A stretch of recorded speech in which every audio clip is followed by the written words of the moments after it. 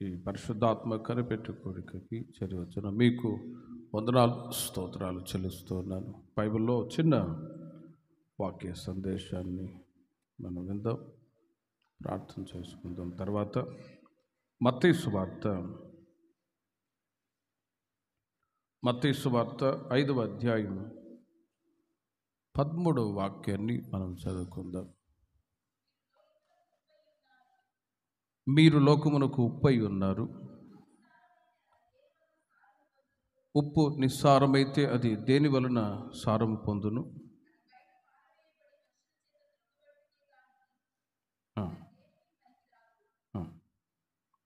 మీరు లోకమునకు వెలుగై ఉన్నారు. ఈ 13వ వాక్యంలో యేసుక్రీస్తు వారు తనను వెంబడిస్తున్న వారితో చెప్తున్నటువంటి మాట, మీరు లోకమునకు ఉప్పై ఉన్నారు, మీరు లోకమునకు వెలుగై ఉన్నారు అని రెండు శ్రేష్టమైనటువంటి మాటలు అక్కడ యేసుక్రీస్తు వారు తనను వెంబడిస్తూ ఉన్న వారితో తెలియచేస్తూ ఉన్నారు.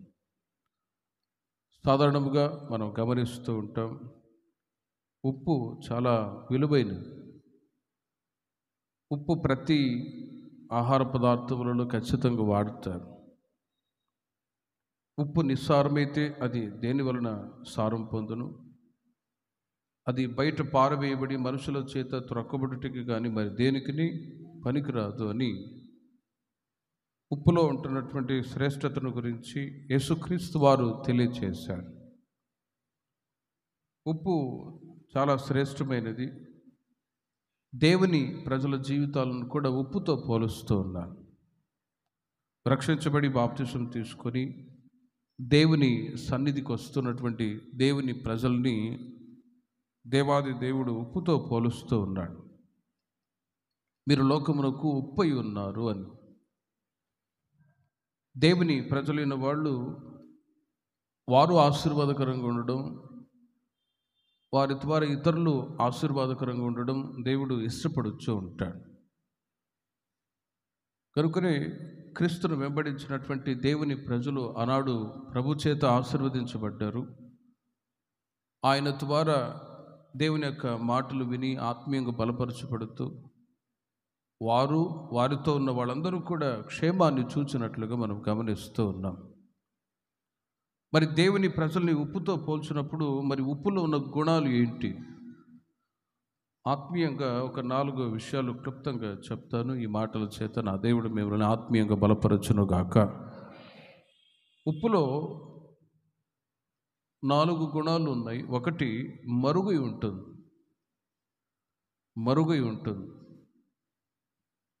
91వ కీర్తన మొదటి చరణములో కీర్తనాకారుడు తెలియచేస్తున్నాడు, మహోన్నతుని చాటున నివసించువాడే సర్వశక్తి నీడను విశ్రమించువాడు అని. దేవుని ప్రజలైన వారిని ఉప్పుతో పోల్చినప్పుడు మరి ఉప్పులో ఉంటున్న గుణాలు ఏంటి అని ఆలోచిస్తే, ఒకటి, మరుగై ఉంటుంది. దేవుని ప్రజలైన మనము, మన పిల్లలు, మన ఉన్నటువంటి సమస్తము క్షేమాన్ని చూడాలి అంటే యేసుక్రీస్తు యొక్క రెక్కల చాటున భద్రపరచబడి ఉండాలి. అప్పుడే మనము క్షేమంగా ఉంటాం, మనతో ఉన్నవాళ్ళు కూడా క్షేమాన్ని చూడగలరు. ఉదాహరణకి పక్షిరాజు ఉన్నాడు, కోడి మనం చూస్తూ ఉంటాం. ఆకాశమున గ్రద్దలు తిరుగుతూ ఉంటాయి కోడి పిల్లల్ని వెతుక్కుంటూ. ఎక్కడైనా కోడి పిల్లలు అక్కడక్కడ తిరుగుతూ సంచరిస్తున్న సమయంలో ఆ గ్రద్ద యొక్క శబ్దాన్ని వినంగానే కోడి పిల్లలన్నీ కూడా ఆ కోడి రెక్కల చాటున దాక్కుంటాయి. ఒకవేళ అవి ఏమి చేయవులే, ఎవరు మాకు ఏ హాని చేయవు అని చెప్పి ఒకవేళ ఆ కోడి పిల్లలు ఇష్టానుసారంగా తిరుగుతున్నాయి అనుకోండి, సడన్గా గ్రద్ద వచ్చి తీసుకొని వెళ్ళిపోయింది. కాబట్టి పిల్లలు కోడి రెక్కల చాటున భద్రపరిచి ఉండడం అనేది క్షేమం. అలాగే దేవుని ప్రజలైన వాడు కూడా మహోన్నతుని చాటున నివసించువాడే సర్వశక్తుని నీడను విశ్రమించువాడు. దేవుని యొక్క రెక్కల చాటున మనం ఉన్నంత వరకు, మనము మన పిల్లలు దేవుని యొక్క రెక్కల చాటున ఉన్నంత వరకు ఏ హాని జరగదండి. కనుకనే దేవుని ప్రజలైన మనల్ని ఉప్పుతో పోల్చాను. ఎందుకు అంత శ్రేష్టమైనదిగా, విలువగలదిగా ఉన్నది అంటే అది మరుగై ఉంటుంది.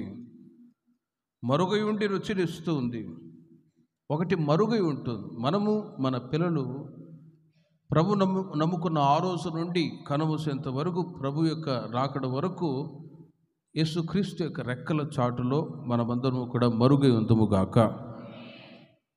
మరుగై ఉండడము అంటే దాని అర్థం ఏంటంటే ప్రభువుని విడవక, ప్రార్థనని విడవక, దైవభక్తిని విడవక, దేవుని యొక్క వాక్యాన్ని విడవక, భక్తిని విడవక, నీతిని విడవక ప్రభువును అనుసరించి నడవడమే క్రీస్తులో మరుగై ఉండే అనుభవం. క్రీస్తును వదిలిపెట్టి మనం ఒక్క క్షణమైన బ్రతకలేము. కోడి పిల్లలు కోడి యొక్క రెక్కల చాటున కొద్దిగా అశ్రద్ధ చూపి బయటకు వచ్చాయనుకోండి, ఎక్కడ ఏ పాములు వస్తాయో తెలియదు, ఏ గ్రద్ద వస్తుందో తెలియదు. ప్రతి క్షణం భయం అనేది వాళ్ళ జీవితాలలో ఉన్నప్పుడు, వాటి జీవితాల్లో ఉన్నప్పుడు అవి కాపాడబడతాయి, క్షేమాన్ని చూస్తాయి. దేవుని ప్రజలైన మనము కూడా దేవుని యొక్క రెక్కల చాటున భద్రపరిచి ఉన్నప్పుడే క్షేమాన్ని చూస్తాం. బైబిల్లో యోబు గ్రంథం 1వ అధ్యాయం 10వ వాక్యంలో యోబు కుటుంబాన్ని గురించి మనం చదువుతూ ఉన్నాం. సాతాను గాడు వచ్చి దేవునితో చెప్తూ ఉన్నాడు, నీవు అతనికిని అతని ఇంటి వారికిని అతనికి కలిగిన సమస్తమునకును నీవు కంచె వేసితివి కదా, నీవు అతని చేతి పనిని దీవించుట చేత ఆస్తి దేశంలో బహుగా విస్తరించి ఉన్నది, ఆ కంచె తీసివేయి, అప్పుడు చూడు ఖచ్చితంగా అతడు నిన్ను దూషిస్తాడు అని దేవునితో మాట్లాడుతున్నాడు సాతాను గాడు వచ్చి. ఆ సమయంలో దేవుడు పర్మిషన్ ఇచ్చాడు. సాతాను గాడు వెళ్ళి యోబుకున్న సమస్తాన్ని నష్టపరిచి, అంతవరకు ప్రభు యొక్క రెక్కల నీడలో ఉన్నటువంటి యోబు, ఆయన పిల్లలు క్షేమాన్ని చూచారు. కానీ విశ్వాసపు పరీక్ష ఎదురైనప్పుడు ఆ పరీక్షలో సమస్తాన్ని కోల్పోయి రెక్కల చాటులో ఉన్నా కూడా క్షేమాన్ని చూడలేని పరిస్థితుల్లో ఆయన దేవునికి విరోధంగా ఏదైనా మాట మాట్లాడాడంటే ఏ పాప వచనం కూడా పలకలేదు. దానికి ప్రతిగా యెహోవా ఇచ్చెను, యెహోవా తీసుకొని ఆయన నామానికి మహిమ కలుగును గాక. భార్యతో కూడా అంటూ ఉన్నాడు, మనం మేలు కాదు కీడు కూడా కొన్నిసార్లు అనుభవించాలి కదా. మనం క్రీస్తు యొక్క రెక్కల నీడలో దాచిపడి ఉన్నప్పుడు మేలు జరుగుతాయి, కీడు జరుగుతాయి అని తన భార్య నోరు కూడా మూయించాడు. ఆయా సందర్భాల్లో దేవుని ప్రజలైన మీరు దేవుని యొక్క రెక్కల నీడలో భద్రపరచబడి ఉన్నప్పుడు క్షేమాన్ని చూస్తారు. మరొక వైపు చేదైన అనుభవాల గుండా మీరు వెళ్ళవలసిన పరిస్థితులు కూడా ఎదురవుతూ ఉంటాయి. యోబు యథార్థవర్తనుడు, న్యాయవంతుడు, దేవుని యందు భయభక్తులు కలిగి చెడుతనాన్ని విసర్జించినవాడు. అంత పర్ఫెక్ట్గా ఉన్న మనిషికి ఇంతటి శోధనలు ఎందుకు వచ్చాయి అని మనం ఆలోచించవచ్చు. కానీ ప్రియమైన వారలారా, విశ్వాసపు పరిశోధన దేవుని ప్రజలకు ఖచ్చితంగా ఎదురవుద్ది. ఆ సమయంలో దేవుని యొక్క రెక్కల చాటున మనం భద్రపరచబడి ఉంటే మనం క్షేమంగా ఉంటాం. సరే, యోబు తనకెదురైనటువంటి ఆ పరీక్షలు, ఆ మరణాలు, పిల్లలు చనిపోయారు, ఆస్తి నష్టమైపోయింది, శరీరంలో కూడా గజ్జి పుట్టి చిలపెంకు తీసుకొని గోక్కుంటూ మరణాపేక్ష గలవాడై ఇక దేవుడు లేడు, గీవుడు లేడు, ప్రార్థన లేదు, కీర్తన లేదు అని అన్నాడా? ఏ మాట కూడా దేవునికి విరోధంగా మాట్లాడలేదండి. తన జనన దినాన్ని గురించి శపించుకున్నాడు, పుట్టినప్పుడే చనిపోయి ఉండ బాగుండు కదా అని. కానీ ప్రియమైన వారలారా, బాధ, కష్టాలు, శ్రమలు, ఇబ్బందులు వచ్చినా ఆయా సందర్భాల్లో దేవునికి విరోధంగా మాట్లాడినా, కానీ యోబులో ఒక అచంచలమైనటువంటి విశ్వాసం, నా విమోచకుడు సజీవుడు, నేను ఇప్పుడు చనిపోయి మట్టిలో పెట్టబడ్డా కూడా నా దేవుడు నన్ను ఖచ్చితంగా పైకి లేవనెత్తగలడు అనే విశ్వాసాన్ని బట్టి దేవుడు యోబుని రెండంతలుగా ఆశీర్వదించాడు. హల్లెలూయా.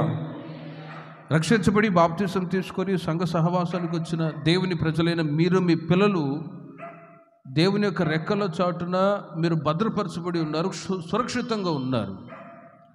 ఆ సురక్షితమైన కాపుదల ఆశీర్వాదాన్ని మీరు ఎంతవరకు అనుభవిస్తూ ఉంటారంటే, రెక్కల చాటున మనం దాచబడ్డంత కాలం మనం క్షేమాన్ని చూస్తాం.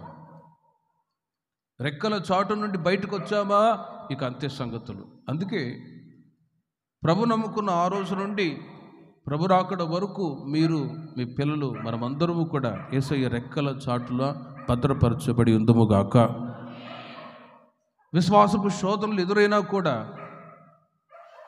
దేవునికి విరోధంగా మాట్లాడే అనుభవాలు యోబు జీవితంలో లేనట్లుగా దేవుని ప్రజల జీవితాల్లో కొన్నిసార్లు కష్టాలు రావచ్చు, నిందలు, అవమానాలు రావచ్చు. అయినా కూడా దేవునికి విరోధంగా ఏ మాట మాట్లాడకుండా ఏది జరిగినా మేలుకి అనుకుంటూ మీరు ముందుకు వెళ్ళి చూడండి. ఖచ్చితంగా ఆయన రెక్కల నీడలో ఉంటున్న ఆశీర్వాదాలు అన్నీ కూడా నా దేవుడు మీకు సమృద్ధిగా దయచేదురుగాక. 91వ కీర్తన 14వ వాక్యం, ఆ అధ్యాయం మొత్తం మీరు చదివినట్లయితే మహోన్నతుని చాటున నివసించినప్పుడు కలిగే ఆశీర్వాదాలన్నీ ఒక్కొక్కటిగా రాస్తారు. ముఖ్యంగా 15, 16 వాక్యాలు చూడండి. అతడు నాకు మొరపెట్టగా నేను అతనికి ఉత్తరం ఇచ్చేదను, శ్రమలో నేను అతనికి తోడై ఉండేదను, అతన్ని విడిపించి అతని గొప్ప చేసేదను, దీర్ఘాయువు చేత అతన్ని తృప్తిపరచెదను, నా రక్షణ అతనికి చూపించదను అంటాను. ఉప్పు మరుగై ఉంటుంది. దేవుని ప్రజలైన మనము క్రీస్తులో మరుగై ఉండాలి. అలాంటి ఒక అనుభవం దేవుని ప్రజల జీవితాల్లో మనం కలిగి ఉన్నప్పుడు శ్రమలో తోడే ఉంటాను అంటాడు. ప్రార్థన కూడా జవాబు కలుగుతుంది. కాబట్టి ప్రియమైన వర్లరా, ప్రభు నమ్ముకున్న ఆ రోజు నుండి కనుమూసేంత వరకు రెక్కల చాటున మనమందరము కూడా భద్రపరచబడి ఉందముగాక. రెండవదిగా, ఉప్పు ఒకటి మరుగై ఉంటుంది, రెండవది మరుగై ఉండి రుచినిస్తుంది. మరుగై ఉండి రుచినిస్తుంది. మీరు లోకమునకు వెలుగై ఉన్నారు అన్నారు. వెలుగు ఏ విధంగా వస్తుందంటే, ఆ బుడ్డిలో ఉన్నటువంటి నూనెను బట్టి నూనె కనబడుతుందా, బుడ్డిలో మరుగై ఉంటుంది, వెలుగునిస్తుంది. ఉప్పు కూడా అది నీళ్ళలో వేసినా లేక సాంబార్లో వేసినా ఆహార పదార్థములలో వేటిలో వేసినా కూడా మరుగై ఉండి తినువారికి రుచినిస్తూ ఉంది. దేవుని ప్రజలైన మనము అపోస్తల కార్యములు 9వ అధ్యాయము 11వ వాక్యములు మీరు గమనించండి. అక్కడ పౌలు గారు సౌలుగా ఉన్న దినాలలో ఆయనని ప్రభు దర్శించిన తర్వాత ఆయన బ్రతుకు పరిపూర్ణంగా మార్చబడింది. ఆ సమయంలో పౌలు గారు గురించి వ్రాయబడిన మాటలు మీరు చూడండి. అతడు, ప్రభువా, 9వ అధ్యాయము 11వ వాక్యములో, అందుకు ప్రభువా ఇదిగో నేనున్నాను నేను. అందుకు ప్రభు, నీవు లేచి వెళ్ళి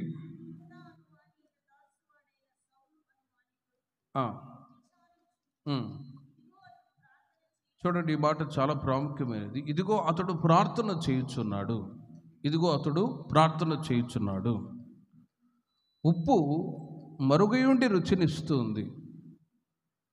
అపోస్తలుడైన పౌలు సౌలుగా ఉన్నప్పుడు క్రైస్తవులని చిత్రవద చేసి హింసించి బాధ పెట్టేవాడు. ఎక్కడ ప్రార్థన చేసే గుంపు కనబడితే అక్కడ వెళ్ళి వాళ్ళని ఇబ్బంది పెట్టి చెరసాల్లో తీసుకొని వెళ్ళి వేసేవాడు.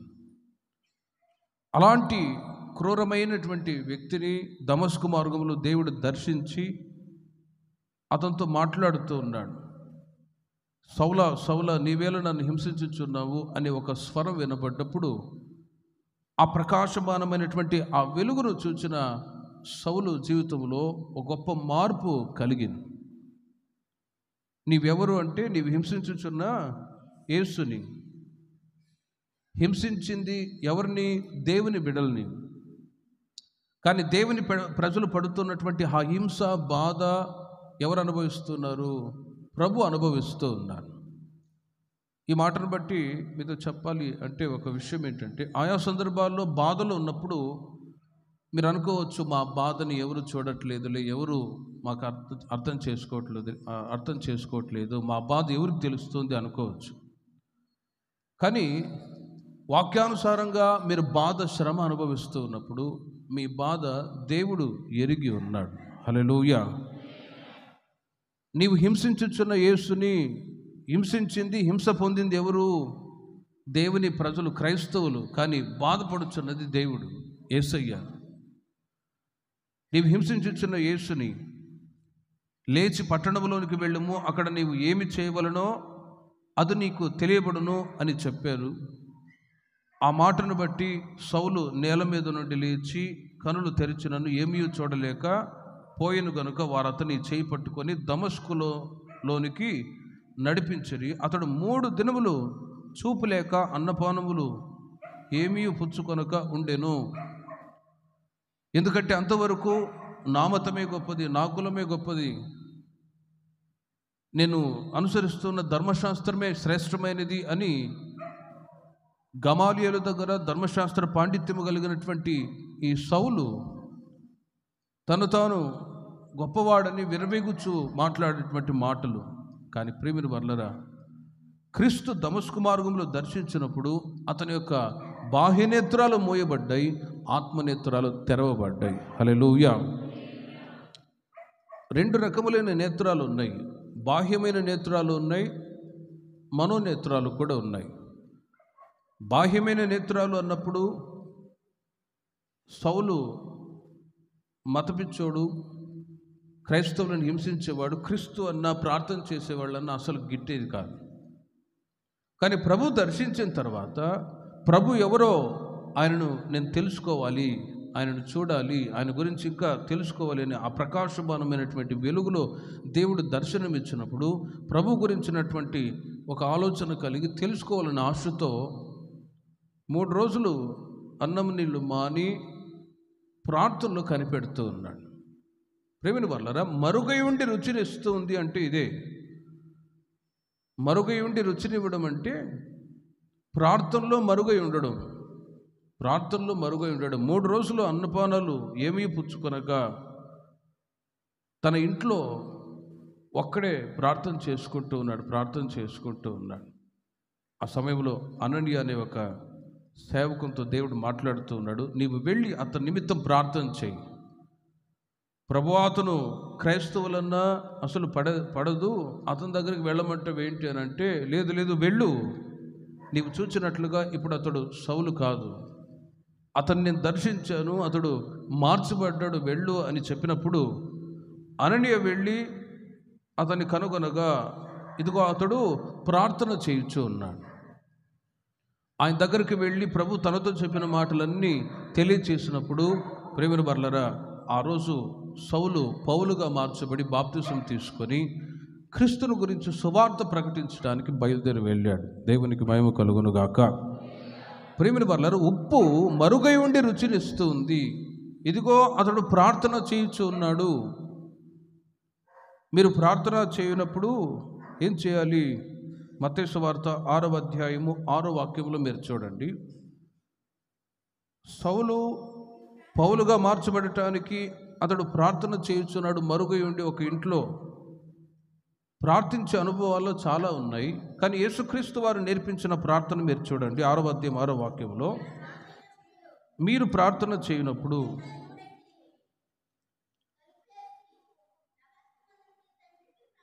నీవు ప్రార్థన చేయనప్పుడు నీ గదిలోనికి వెళ్ళి తలుపు వేసి రహస్యమందున నీ తండ్రికి ప్రార్థన చేయము. అప్పుడు రహస్యమందు చూచు నీ తండ్రి నీకు ప్రతిఫలం ఇచ్చును. ప్రార్థనలో అనేక రకాల ప్రార్థనలు ఉన్నాయి. వాటిలో ఇది ఏకాంత ప్రార్థన, వ్యక్తిగత ప్రార్థన. నీవు ప్రార్థన చేయనప్పుడు నీ గదిలోనికి వెళ్ళి తలుపు వేసి రహస్యమందు నీ తండ్రికి ప్రార్థన చేయము. రహస్యమందు చూసి నీ తండ్రి నీకు ప్రతిఫలం ఇచ్చును. సంఘముగా కూడి ప్రార్థించే అనుభవం ఒకటి, కుటుంబంతో కలిసి ప్రార్థించే అనుభవం మరొకటి. కుటుంబ ప్రార్థనలు ఉన్నాయి, ఉపవాస ప్రార్థనలు ఉన్నాయి. కానీ వ్యక్తిగత ప్రార్థన, ఏకాంతముగా దేవునితో మాట్లాడే ఈ ప్రార్థన చాలా శ్రేష్టమైంది. హల్లెలూయా. ప్రేమిల వర్లారా, తరచుగా మీరు సంఘాల్లో జరిగే ప్రార్థనలో పాల్గొంటూ ఉన్నారు, కుటుంబ ప్రార్థనలో ఉన్నారు. కానీ ప్రార్థనలో ఏకాంతముగా దేవునితో మాట్లాడి సంభాషించే ఆ ప్రార్థన ఉన్నదా? ఒకసారి ఆలోచించండి. ప్రార్థనలో చాలా అనుభవాలు ఉన్నాయి. కానీ సౌలు పౌలుగా మార్చబడటానికి ప్రార్థనలో కనిపెట్టాడు. 3 రోజులు అన్నం నీళ్లు మాని దేవుడు తనతో మాట్లాడాలని, ప్రభు గురించి తెలుసుకోవాలని, ఆయనకు సాక్షిగా నిలవాలి అని, ఒక ఉన్నతమైన సంకల్పం తన జీవితంలో నెరవేర్చబడాలని సౌలు కోరుకున్నవాడై 3 రోజులు అన్నం నీళ్లు మాని ప్రార్థన చేస్తూ ఉన్నాడు. మరుగై ఉన్నాడు. కానీ ప్రేమిన వర్లరా, బాప్తిసం తీసుకొని ధర్మశాస్త్రాన్ని చేతపట్టాడు. కానీ మరొక వైపు క్రీస్తుని గురించి తెలియచేసి పత్రికలు రాసి, ఇప్పుడు ఆ పత్రికల ద్వారానే మనం సంఘముగా ఆత్మీయంగా ఆశీర్వదించబడుతూ ఉన్నాం. హల్లెలూయా. కాబట్టి ప్రేమిన వర్లరా, మనము ఆశీర్వాదకరంగా కొనసాగటానికి మరుగై ఉండి ఉప్పు రుచిని ఏ విధంగా ఇస్తుందో, దేవుని ప్రజలైన మనం మరుగై ఉండే అనుభవం. మరుగై ఉండమంటే దుప్పటి కప్పుకొని ఎవరికి కనబడకుండా ఉండమని కాదు, కానీ ప్రార్థనలో మరుగై ఉండడం. శాస్త్రులు ఫరిసీయులు ప్రార్థన చేసేవాళ్ళు. అప్పుడప్పుడు చూస్తూ ఉంటాం, ఆటోలో వెళ్ళేటప్పుడు కానీ, బండి మీద వెళ్ళేటప్పుడు కానీ ఇట్లా సెలవు గుర్తు వేసుకొని వెళ్తూ ఉంటారు కొందరు. శాస్త్రులు ఫరిసీయులు కూడా సమాజ మందిరంలో అక్కడక్కడ కనబడుతూ ఉన్నప్పుడు వాళ్ళు గౌరవాన్ని కోరేవాళ్ళు, వందనాలు చేసే అనుభవాన్ని ఇష్టపడేవాళ్ళు, పైకి భక్తి గల వారి వల్లే ఉండి భక్తి యొక్క శక్తిని ఆశ్రయింపని వాళ్ళు ఫరిసీయులు, శాస్త్రులు. వాళ్ళు నిష్ఠ విషయంలో పర్ఫెక్ట్గా ఉంటారు. వారానికి 2 రోజులు ఉపవాసం ఉంటారు, దశంభాగాలు ఇస్తారు, అన్ని కార్యక్రమాలు చేస్తారు. అందుకే వాళ్ళ గురించి యేసు ప్రభు వారు చెప్పారు, మీరు పుదీనాలోను, జలకల్లోను, ఉప్పులోను, పప్పులోను అన్నింటిలో దశంభాగాలు ఇస్తారు, వాటిని మాని వీటిని కూడా చేయుడి. నీతిని, న్యాయాన్ని, కనికరాన్ని మీరు ప్రేమించండి. ఓ దైవికమైన అనుభవం. శాస్త్రులు ఫరిసీయులు అన్ని కార్యక్రమాలు చేస్తూ ఉన్నారు బయటికి కనబడేటట్లుగా. కానీ యేసుక్రీస్తు వారు చెప్తున్నారు, వాటిని మానక వీటిని కూడా మీరు చేయండి. ప్రేమిన వర్లరా, బాహ్యముగా కనబడేటట్లు వాళ్ళు ప్రార్థన చేస్తూ ఉన్నారు. ఎవరు? శాస్త్రులు, ఫరిసీయులు. అందుకే మీ ఫలము మీరు పొంది ఉన్నారు అని అంటాడు. అంటే మనం చేసే ప్రార్థన అవి మనుషులకు కనబడవలనని కాక, మనుషులకు కనబడేటట్లు కాకుండా. నేను అద్దంకిలో సేవ చేస్తున్నప్పుడు ప్రక్కన ఒక పల్లెటూరు ఉంది. ఆ పల్లెటూరులో 10, 11, 12 గంటల సమయంలో మందిరానికి వచ్చి ఒక పెద్ద ఆయన ఓ అని గట్టి కేకలేసి ప్రార్థన చేస్తున్నాడు. ఆ చుట్టుపక్కల వాళ్ళందరూ వచ్చి ఎవరో చచ్చిపోయారేమో, ఏమైందా, తలుపు పగలగొట్టాడు. లోపల చూస్తే ఆయన గట్టిగా ప్రార్థన చేస్తూ ఉన్నాడు. వాళ్ళ భార్య వచ్చి అంటది, ఈయన ఎంత చెప్పినా ఇలాగేనయ్యా ప్రార్థన చేసుకుంటున్నాడు, వదిలేసి వెళ్ళిపోండి అని అంటదా. ప్రేమిల వల్ల ప్రార్థించే అనుభవాలు ఎలా ఉండాలి? అందరికీ కనబడవలనని గట్టిగా కేకలేస్తే వాళ్ళకి నిద్ర పట్టక ఎవరైనా చచ్చారేమో అని వాళ్ళు పరిగెత్తుకొని వచ్చారు. ప్రార్థించే అనుభవం. ప్రేమిన వర్లరా, మనుషులకు కనబడవలనని కాక రహస్యమందు చూచి దేవుడు ప్రతిఫలం ఇచ్చేటట్లుగా మీరు వెళ్ళి ఏకాంతముగా తలుపు వేసుకొని మీరు ప్రార్థించుడి అంటారు. ఇది వ్యక్తిగత ప్రార్థనకు సంబంధించినటువంటి మాటలు. మొదటి వాక్యము నుండి 4 వాక్యాల వరకు మీరు చూడండి. 6వ అధ్యాయం మొదటి వాక్యము నుండి, మత్తయి సువార్త 6వ అధ్యాయం మొదటి వాక్యములో, మనుషులకు కనబడవలనని వారి ఎదుట మీ నీతి కార్యములు చేయకుండా జాగ్రత్త పడుడి, లేని ఎడల పరలోకమందున్న మీ తండ్రి యొద్ద మీరు ఫలము పొందుదురు. మనుషులకు కనబడవలనని, చూడండి, వారి ఎదుట మీ నీతి కార్యములు చేయకుండా జాగ్రత్త పడుడి. చూడండి, ధర్మము చేయనప్పుడు మనుషుల వలన ఘనత నొందవలనని. ఆ మధ్య కరోనా టైంలో ఒక ఒక ఒక ఆయన ఏం చేశాడంటే ఫేస్బుక్లో అన్నిట్లో కనబడాలి, అందరూ గనపరచాలని ఒక 2 అరటిపళ్ళు పేదవాడికి ఇచ్చి ఫోటో దిగి అది పెట్టాడు. 2 అరటిపళ్ళు కడుపు నిండుతాయా? మనుషులకు కనబడవలనని ఏం చేయకూడదు? ధర్మము చేయనప్పుడు మనుషుల వలన ఘనత నొందవలనని వేషధారులు సమాజ మందిరంలో బూర ఊదింపవద్దు. కొన్ని సంఘాలు మనం చూస్తాం, ఫలాని యేసుదాసు గారు 10,000 సంఘానికి ఇచ్చారు, ఫలాని మరియమ్మ గారు ఆమె కూడా 500 ఇచ్చింది, చెప్పకపోయారా ఇక అంతే సంగతులు, పాస్టర్ని మార్చేస్తారు బయట. ప్రేమిన వాళ్ళరా, ధర్మము చేయనప్పుడు మనుషుల వలన ఘనత నొందవలనని చేయకూడదు. ఆ తర్వాత వేషధారులు సమాజ మందిరములలో వీధుల్లో చేయులాగున నీ ముందర బూర ఊదింపవద్దు, వారు తమ ఫలము పొంది ఉన్నారని చెప్పుచున్నాను. నీవైతే ధర్మం చేయనప్పుడు చూడండి, రహస్యముగా ఉండు నిమిత్తము నీ కుడి చేయి చేయునది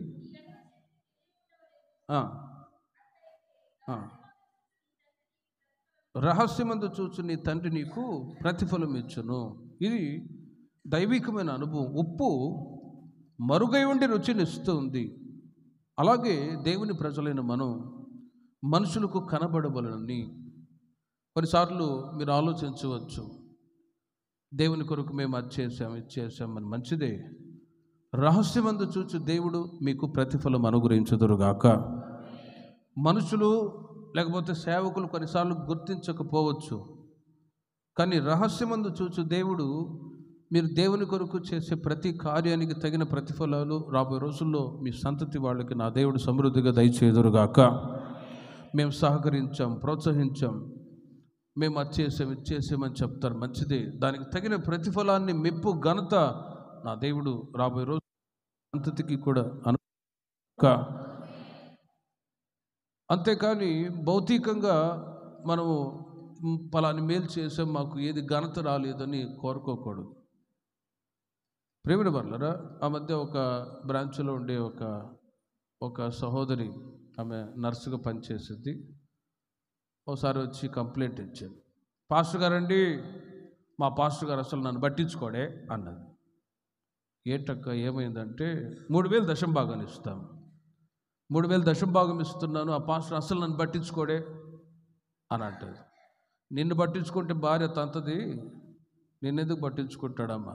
లేదా అట్ట కాదయ్యా, అట్ట కాదు, గతంలో పరిచర్య చేయటానికి వచ్చేదాన్ని, పాస్టర్ము కూడా పిలిచేది, టీలు ఇచ్చేది, కాఫీలు ఇచ్చేది, కానీ ఇప్పుడేమీ పట్టించుకోవట్లేదు అని అంటది. ప్రేమిన వల్లరా, మనుషుల వలన లేక సేవకుల వలన ఏదైనా మేలు పొందాలి, ఘనత పొందాలని అనుకుంటారు. ఇచ్చిన 3,000కి న్యాయం జరగాలన్నట్లుగా ఆమె ఆలోచించింది. తర్వాత చెప్పాను, అమ్మా నువ్వు ఘనత దేవుని వలన పొందాలి, రహస్యమందు చూసి దేవుడు నీకు ప్రతిఫలము అనుగ్రహించుదురుగాక. అలాగే మీరు ప్రార్థించేటప్పుడు కూడా ఏకాంతముగా వెళ్ళి ఇంట్లో తలుపు వేసుకొని మీరు ప్రార్థించండి. అప్పుడు రహస్యమందు చూచి దేవుడు మీకు మీ ప్రార్థనకు జవాబిస్తాడు, ప్రతిఫలాన్ని మీరు పొందుతారు. ఇలా ధర్మం చేయనప్పుడు శాస్త్రులు పరిచయులు భౌతికమైనటువంటి గొప్పతనాలు కోరుకునేవాడు. కానీ ఈ రోజుల్లో ప్రేమిన వర్లరా, దేవుని ద్వారా మెప్పును అతిశయించువాడు ప్రభువునందే అతిశయించాలి అని వాక్యం చెప్తుంది. కాబట్టి ఉప్పు మరుగై ఉండి రుచినిచ్చేటట్లుగా మనము ముఖ్యముగా ఇక్కడ ఉన్న విషయాన్ని బట్టి చెప్తాను. సౌలు ప్రార్థనలో మరుగై ఉన్నాడు కాబట్టి 3 దినాలు చేసిన ప్రార్థనల ద్వారా, ఉపవాస ప్రార్థన ద్వారా గొప్ప అపోస్తలులుగా దేవుడు అతన్ని వాడుకొని గొప్ప పరిచర్య చేశాడు. దేవుని ప్రజలైన మీరు వ్యక్తిగతంగా దేవునితో ప్రార్థన చేయటానికి ఎంత సమయాన్ని కేటాయిస్తారో అంతగా లోకములో ఉప్పుగా వెలుగుగా మీరు ప్రకాశించుదురుగాక. మూడవదిగా, ఉప్పు కాపాడుతుంది. ఆ ఉప్పులో ఉన్న గుణం ఏంటంటే కాపాడే, ప్రొటెక్షన్ ఇచ్చే ఒక స్వభావం గలది ఉప్పు. ప్రకటన గ్రంథం 8వ అధ్యాయము 3-4 వాక్యాల్లో మీరు చూడండి. ప్రకటన గ్రంథం 8వ అధ్యాయము 3-4 వాక్యాల్లో ఆ, ఉమ్,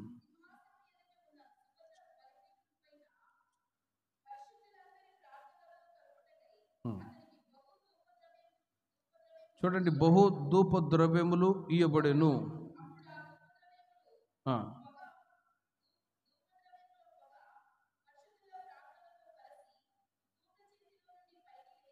ఉమ్. దేవుని సన్నిధికి చేరెను. ధూప ద్రవ్యముల పొగ పరిశుద్ధుల ప్రార్థనలతో కలిసి దూత చేతిలో నుండి పైకి లేచి దేవుని సన్నిధికి చేరెను. ఇక్కడ సువర్ణ ధూపార్తి చేత పట్టుకొని ఉన్న వేరొక దూత వచ్చి బలిపీఠం మీదట నిలవగా, ధూపము అన్నప్పుడు ప్రార్థనకు గుర్తండి, ప్రార్థనకు గుర్తు. యేసుక్రీస్తు వారు చెప్పారు, శిష్యులతో చెప్తున్నారు, మీరు శోధనలో ప్రవేశించకుండా మెలకువతో ప్రార్థన చేయుడి. ఉప్పు ఒకటి మరుగై ఉంటుంది, రెండవది మరుగై ఉండి రుచినిస్తుంది, మూడవది ఉప్పు కాపాడే గుణం, ప్రొటెక్షన్ ఇస్తుంది. ఆయా సందర్భాల్లో ఉప్పును వాడుతూ ఉంటారు, ఒక కాపుదలగా కొబ్బరి చెట్లకు వాడతారు, అవి మంచిగా సత్తువనిచ్చేటట్లుగా కాపుదల కొరకై. ఇలా ఉప్పులో ఉన్న మూడవ గుణం ఏంటంటే ప్రొటెక్షన్, కాపుదల. ప్రొటెక్షన్ దేవుని ప్రజలకు కావాలి అంటే మెలకువతో ప్రార్థన చేసే అనుభవం ఎంతైనా అవసరం. మెలకువతో ప్రార్థన చేయాలి. ఉదాహరణకి ఆదికాండం 4వ అధ్యాయం 9వ వాక్యంలో మీరు గమనించండి. కయీనుతో దేవుడు అంటూ, నీతిమంతుని రక్తము నాకు మొరపెట్టుచు ఉన్నది. ఉమ్. నీ తమ్ముడైన హేబేలు ఎక్కడ అడుగగా, ఆ, ఉమ్, ఉమ్. నీవు చేసిన పని ఏమిటి? నీ తమ్ముని రక్తము యొక్క స్వరము నేలలో నుండి నాకు మొరపెట్టుచు ఉన్నది. చూడండి, ఎందుకు? ప్రభువా నన్ను కాపాడయ్యాను, ప్రభువా నన్ను కాపాడయ్యా, కాపాడయ్యా అని మొరపెట్టుచు ఉన్నది నేలలో నుండి. ఒక్కసారి ఆలోచించండి. ప్రార్థనలో కొన్ని ఆత్మీయ అనుభవాలు ఉన్నాయి, వాటిని మీకు చెప్తూ ఉన్నాను. ప్రొటెక్షన్, కాపుదల కొరకు మెలకువతో ప్రార్థన చేసే అనుభవం. కొన్నిసార్లు కొందరు శోధనలో సమస్యలు వచ్చినప్పుడు ప్రార్థన చేస్తారు. అది కాదు ప్రార్థన. రాకమునిపే, శోధనలో సమస్యలు ఇబ్బందులు రాకమునిపే ప్రార్థన చేయడమే నిజమైన ప్రార్థన. హల్లెలూయా. కొన్నిసార్లు శోధనలు వచ్చినప్పుడు ప్రార్థన చేస్తారు, ప్రభువా నన్ను కాపాడయ్యా, కుటుంబంలో ఉంటున్న సమస్యలు తొలగిపోవాలయ్యా అని. కానీ క్రైస్తవుల్లో ఉండవలసిన ప్రార్థన జీవితం ఏంటంటే, ముందుగా శోధనలో నుండి ప్రభువా నీవు నన్ను తప్పించమని ప్రతిరోజు ప్రార్థన చేస్తూ ఉన్నప్పుడే రాబోయే రోజుల్లో వచ్చే ప్రతి శోధనలో నుండి దేవుడు తప్పించి కాపాడుదురుగాక. వచ్చినప్పుడు ప్రార్థన చేయకూడదు, రాకముందే ప్రార్థన చేయాలి.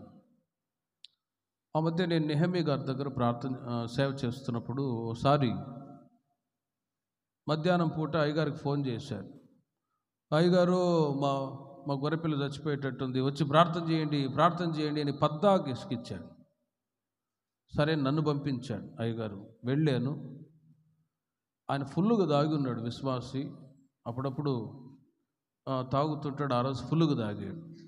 ఆ తాగుడు మోపులో ఉండి ఫోన్ చేశాడు అయ్యగారికి, గొర్రెపిల్ల చచ్చిపోయిందో, ప్రార్థన చేయండి, ప్రార్థన చేయండి, ప్రార్థన చేయండి అన్న. అక్కడికి వెళ్ళేసరికి, వచ్చావా, సరే ప్రార్థన చేయి, బతకాలి, గొర్రెపిల్ల బతకాలి అని.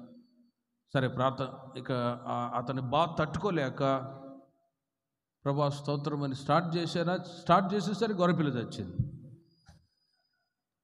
ఇక చూడండి, వామ్మో నా గొర్రెపిల్ల చచ్చిపోయిందో అని ఓని ఏడుస్తాడు. అదేదో జబ్బుతో చచ్చిపోయింది అది. ప్రార్థన స్టార్ట్ చేయగానే చచ్చిపోయింది అది.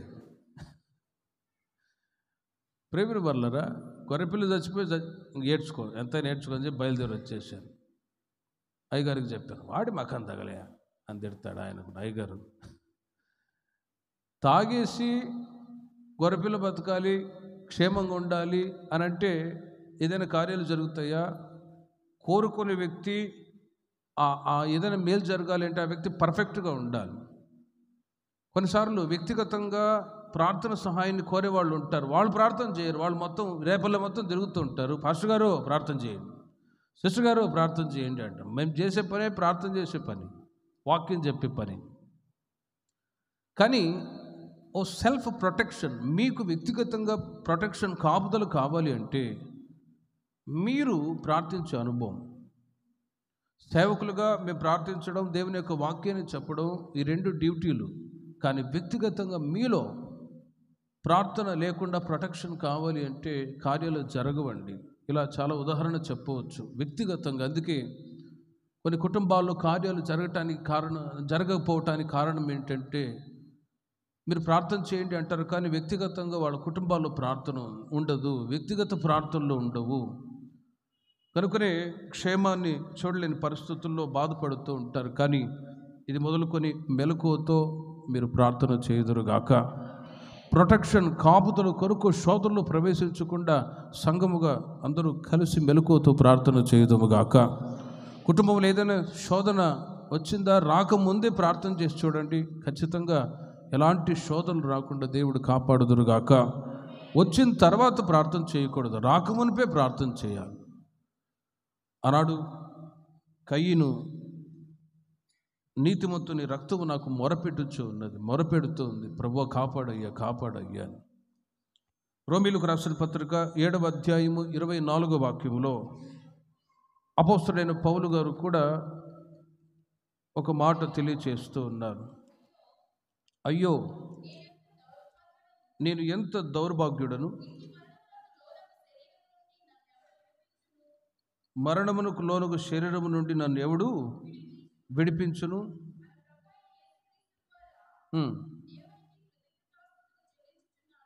గమనించండి, అయ్యో నేనెంత దౌర్భాగ్యుడను, ఇట్టి మరణమునకు లోనుగు శరీరము నుండి నన్ను ఎవడు విడిపించును. ఆ మాట ఎందుకు పౌలు గారు తెలియచేస్తున్నారంటే, ఆయన కూడా మరణమునకు లోనుగు శరీరము నుండి విడిపించటానికి ప్రభు దగ్గర మొరపెడుతూ ఉన్నాడు. ఒక శోధన, సమస్య, ఇబ్బందులు, పోరాటాలు. పౌలు దమస్కు మార్గములు సౌలుగా ఉన్న ఆయన దమస్కు మార్గములు ప్రభు చేత దర్శింపబడ్డ తర్వాత, పౌలుగా మారిన తర్వాత ఎన్ని శ్రమలో ఒక లీస్టే రాస్తాడు కొరింథీ సంఘానికి. ఒకవేళ ఆయన అనుకుని ఉండవచ్చు, అప్పుడే ప్రభు నమ్మకం మునిపే, ప్రభు దర్శించక మునిపే నేను క్షేమంగా ఉన్నాను కదా, ప్రభులోనికి వచ్చిన తర్వాత ఇలాంటి పరిస్థితులు ఎందుకు రావాలి అని సేవ మానుకున్నాడా? మానుకోలేదు. ప్రభు దగ్గర మొరపెడుతూ ఉన్నాడు. ఇట్టి మరణములకు లోనుగు శరీరము నుండి నన్ను ఎవడు విడిపించును అని పౌలు గారు అంటారు. మనసు విషయంలో నేను దైవ నియమమునకును, శరీర విషయంలో పాప నియమమునకును దాసుడని ఉన్నాను. శరీర రీతిగా ఉన్నాను కాబట్టి సమస్యలు, ఇబ్బందులు ఎదురవుతాయి. ఇంకొక మాట చెప్తారు, శరీరం బలహీనమైన, ఆత్మ దినదినము బలపరచబడుచున్నది అనే మాటలు.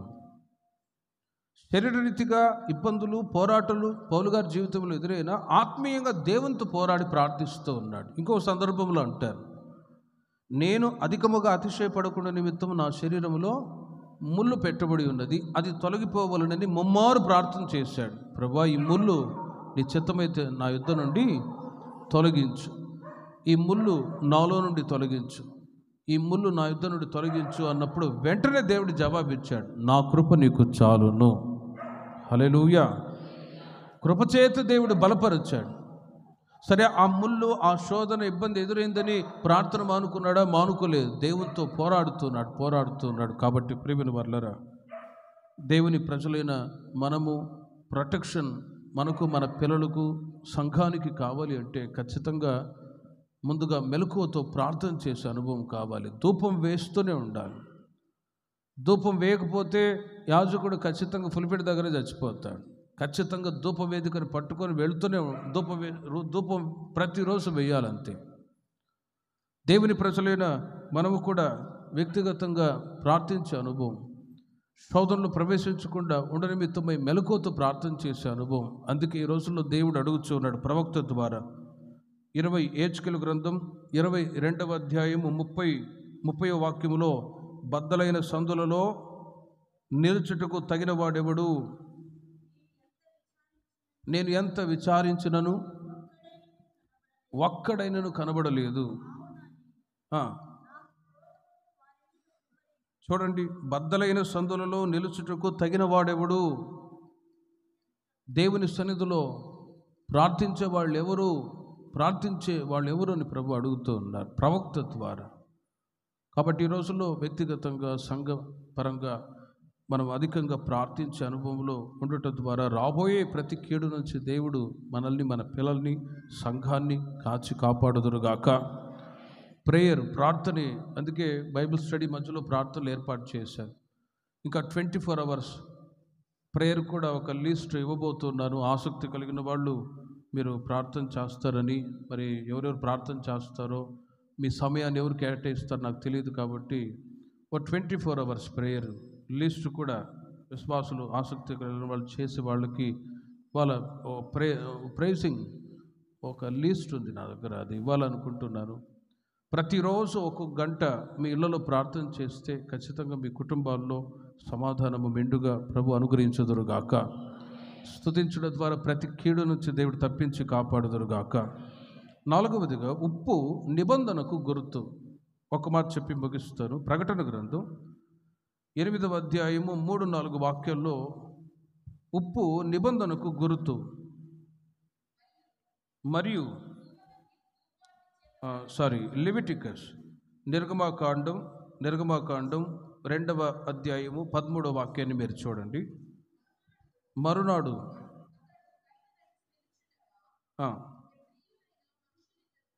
లేవియాకాండం 2వ అధ్యాయం 13వ వాక్యములు, నీవు అర్పించు ప్రతి నైవేద్యమునకు ఉప్పు చేర్చవలెను అనే మాట ఉంది. మీరు తర్వాత చదువుకోండి. నీవు అర్పించు ప్రతి నైవేద్యమునకు ఉప్పు చేర్చవలెను. ఉప్పు చాలండి.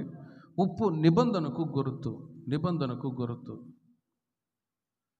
నీవు అర్పించు ప్రతి నైవేద్యమునకు ఉప్పు చేర్చవలెను. ఓ నిబంధనకు గుర్తండి. దేవుని ప్రజలైన మీరు మారు మనసు పొందేటప్పుడు నిబంధన చేసుకున్నారు. బాప్తిసం తీసుకున్నప్పుడు నిబంధన చేసుకున్నారు. దేవుని యొక్క వాక్యాలు వింటూ ఉన్న సమయంలో చివరిగా ఆఖరి ప్రార్థనలో నిబంధనలు చేస్తూ ఉన్నారు. సంవత్సరం ఆఖరిలో కూడా ఉపవాస ప్రార్థనలో కూడా నిబంధనలు చేస్తూ ఉన్నారు. తీర్మానాలు చేస్తూ ఉన్నారు. ఆ తీర్మానాలు దేవుని ప్రజల జీవితాలలో స్థిరపరచబడునుగాక. తీర్మానాలు చేస్తారు, కానీ మరుసటి సంవత్సరం వచ్చేసరికి ఆ తీర్మానాల్లో కొందరు నిలిచి ఉండలేని స్థితి. ఆ మధ్య ఒక బుడ్డోడు కుక్క తోక వంకరగా ఉంటుంది, దాన్ని స్ట్రైట్గా చేద్దామని ఒక ఊదురు గొట్టం పెట్టాడట. ఆ ఊదురు గొట్టం పెట్టి స్ట్రైట్గా నిలిచింది అనుకున్నాడా? ఆ ఊదురు గొట్టాన్ని మరలా తీయగా మరలా వంకరైందట. అలా కాకుండా మీరు ఏ విషయంలో ఏ తీర్మానాలు చేస్తారో, తీర్మానంలో దిట్టగా ఉన్న ఒక వ్యక్తి రూతు, నీ దేవుడే నా దేవుడు, నీ జనమే నా జనము, నువ్వు సమాధి చేయబడతావు, నేను కూడా అక్కడే సమాధి చేయబడతానని తీర్మానంలో దృఢత్వం కలిగిన స్త్రీ రూతు. జీవితాల్లో కూడా ఒక తీర్మానం చాలా అవసరం. కొందరు కొన్ని అలవాట్లు కలిగి ఉన్నప్పుడు వాటి నుంచి విడుదల ఎందుకు పొందనొల్లక ఇబ్బంది పడుతూ ఉంటారంటే తీర్మానం లేనందువలన. ఓ త్రాగుడుపోతాడు ఉన్నాడు అనుకోండి, ఇక మీదట నేను త్రాగను, నేను మంచి అలవాట్లు కలిగి ఉంటాను అని ఓ తీర్మానం కలిగి ఉంటే ఆ తీర్మానాన్ని బట్టి మరలా ఆ చెడు అలవాట్లోనికి వెళ్ళటానికి అవకాశం ఉండదు. కాబట్టి మారు మనసు పొందినప్పుడు, బాప్తిసం పొందినప్పుడు, తీర్మానాలు చేసినప్పుడు ఆ తీర్మానాలు చేసి ప్రభువులో నడిపించబడుతూ ఉంటాం. కానీ ప్రియమైన వారలారా, పేతురు రాసిన మొదటి పత్రిక 3వ అధ్యాయం 21 వాక్యములు మీరు గమనిస్తే, మారు మనసు పొందినప్పుడు, బాప్తిసం పొందినప్పుడు తీర్మానాలు చేస్తూ ఉన్నారు. కానీ నిర్మలమైన మనస్సాక్షి నిచ్చే ప్రత్యుత్తరమే అనే పరిశుద్ధాత్మ గురించి రాయబడిన మాటలు మీరు చూడండి. పేతురు రాసిన మొదటి పత్రిక 3:21, దానికి సాదృశ్యమైన బాప్తిస్మము ఇప్పుడు మిమ్మల్ని రక్షించుచున్నది, శరీర మాలిన్యము తీసివేయుట కాదు, కానీ యేసుక్రీస్తు పునరుద్ధాన మూలముగా దేవుని విషయము నిర్మలమైన మనస్సాక్షినిచ్చు చాలు. చూడండి, ఓడలో కొందరు అనగా 8 మంది నీటి ద్వారా రక్షణ పొందిరి, దానికి సాదృశ్యమైన బాప్తిస్మం ఇప్పుడు మిమ్మల్ని రక్షించుచు ఉన్నది. అదేదనగా శరీర మాలిన్యం తీసివేయట కాదు, కానీ బాప్తిస్మం తీసుకుంటారు. ఎందుకు? పెళ్లి బాప్తిస్మాలు ఉన్నాయి, లేక చిలకరింపు బాప్తిస్మాలు ఉన్నాయి, రకరకాల బాప్తిస్మాలు ఉన్నాయి. బాప్తిస్మం ఎందుకంటే గలతీయులకు రాసిన పత్రిక 3:27 క్రీస్తులోనికి బాప్తిస్మం పొందిన మీరు క్రీస్తుని ధరించుకొని ఉన్నారు అనే మాటలు రాయబడ్డాయి. క్రీస్తులో బాప్తిస్మం పొందిన మీరు క్రీస్తుని ధరించుకొని ఉన్నారు అంటే అంతవరకు సాతాను యొక్క స్వభావాలు ధరించుకున్న వాళ్ళు బాప్తిస్మం పొందిన తర్వాత క్రీస్తులో ఉంటున్న నవీన స్వభావాలు ధరించుకొందురుగాక. ఎప్పుడు ఆ నవీన స్వభావాలు దేవుని ప్రజలు ధరించుకుంటారంటే తీర్మానాన్ని బట్టి. అందుకే బాప్తిస్మం తీసుకునేటప్పుడు అడుగుతాం, నువ్వు బలవంతం తీసుకుంటున్నావా, నీ ఇష్టానుసారంగా తీసుకుంటున్నావా? ఇష్టమే. ఓ తీర్మానాన్ని బట్టి. ఆ తీర్మానాన్ని దృఢపరిచేది, స్థిరపరిచేది పరిశుద్ధాత్మ దేవుడు. ప్రేమిన వర్లరా, యేసుక్రీస్తు పునరుత్థాన మూలముగా దేవుని విషయము నిర్మలమైన మనస్సాక్షినిచ్చు ప్రత్యుత్తరమే నిర్మలమైన మనస్సాక్షి. దేవుని ఆత్మ దేవుని ప్రజలైన వాళ్ళు పొందినప్పుడు చేసినటువంటి తీర్మానాల్లో దృఢంగా స్థిరంగా ఉండేటట్లు సహాయము చేసేది ఎవరంటే పరిశుద్ధాత్మ దేవుడు మాత్రమే. హల్లెలూయా. కాబట్టి ప్రేమిల వర్లరా, పరిశుద్ధాత్మ కనిపెట్టు కూడికకు వచ్చిన మీరు దేవుని ఆత్మ చేత నింపబడాలి, దేవుని ఆత్మను పొందుకోవాలి, అన్ని భాషలతో ప్రభుతో మీరు మాట్లాడాలి. అప్పుడే ఒక న్యూనెస్, ఓ నిర్మలమైన మనస్సాక్షి పరిశుద్ధాత్మ దేవుడు ఎప్పటికప్పుడే రిన్యూ చేస్తూ ఉంటాడు, నూతన పరుస్తూ ఉంటాడు. ఏదైనా తీర్మానంలో స్థిరత్వం లేక బలహీనపడ్డామా మరలా పరిశుద్ధాత్మ దేవుడు గద్దించి ప్రభువులో నడిపిస్తూ ఉంటాడు. ఉదాహరణకి పేతురు ముమ్మారు అబద్ధమాడా, అయితే దేవుని ఆత్మ మనస్సాక్షి గద్దించినప్పుడు మరలా ప్రభు దగ్గరకు వచ్చి క్షమాపణ అడిగేటట్లుగా పరిశుద్ధాత్మ దేవుడు మనకు సహాయము చేయునుగాక. అదే వాతవేయబడిన మనస్సాక్షి తీర్మానములో నిలిచి ఉండని అనుభవాలు ఉన్నట్లయితే ఇస్కరియోతు యూదా ఆయన కూడా మనస్సాక్షి గద్దించినప్పుడు మనసును కఠినపరుచుకున్నాడు కాబట్టి ఉరివేసుకొని చనిపోయే పరిస్థితి. కానీ మనస్సాక్షిని, నిర్మలమైన మనస్సాక్షినిచ్చేది పరిశుద్ధాత్మ అని ఎరిగి రాబోయే రోజుల్లో క్రీస్తు ఎదుట ఎవరికి వాళ్ళే మంచి మనస్సాక్షిని కాపాడుకొందుముగాక నిబంధనను బట్టి. కాబట్టి ఉప్పులో 4 గుణాలు: 1 మరుగై ఉంటుంది, 2వది మరుగై ఉండి రుచినిస్తూ ఉంది, 3వది ప్రొటెక్షన్ కాపాడుతూ ఉంది, 4వదిగా నిబంధన. ఉప్పు నిబంధనకు గుర్తు. ప్రార్థన చేసుకుందాం.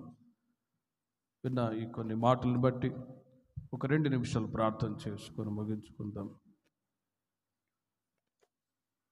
మీరు లోకానికి ఉప్పై ఉన్నారు.